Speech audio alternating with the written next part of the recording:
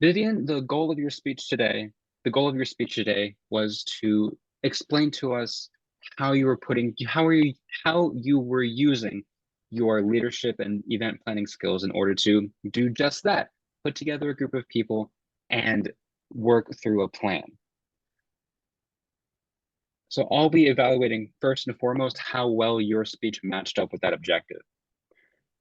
You discussed your previous experience leading events, establishing yourself as an authority in event planning and in leadership in general. And you talked about how you would do this specifically. Because you mentioned how oftentimes you see people going about it on their own. I'm so great at doing things, so I'm going to do it by myself. And you directly refuted that by saying no, by making it clear to us that you were going to first start by gathering a team rather than starting off on your own and doing all this work by yourself and then kind of shoehorning a bunch of other people in at the end. You would start with a group of people and use their strengths to work through your goal. So I appreciate you telling us that right up front, not only establishing your experience in event planning, but demonstrating that you have, of course, have that experience and are using it effectively. For developing your project plan, I might have missed it, but I didn't catch any specifics about your plan here, which is probably okay. You only have 5 to 7 minutes. I don't expect a whole bulleted list outlining your exact plan, but you did talk about what, of course, you wanted to do. Start a new club with a group of people with a particular goal of having that club be conversational in nature, unorthodox, which is very important. You talked about how you were going to organize your guidance committee and who you're going to populate it with, talking with other distinguished Toastmasters in the division and the district, and getting their initial ideas of how they can contribute to your idea, and importantly, where they're coming from, so that you can understand their preconceived notions and blow them away if you need to.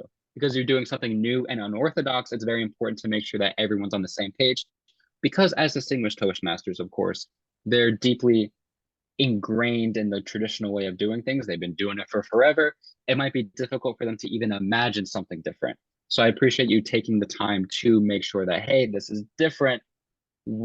Got to make sure everyone's on the same page.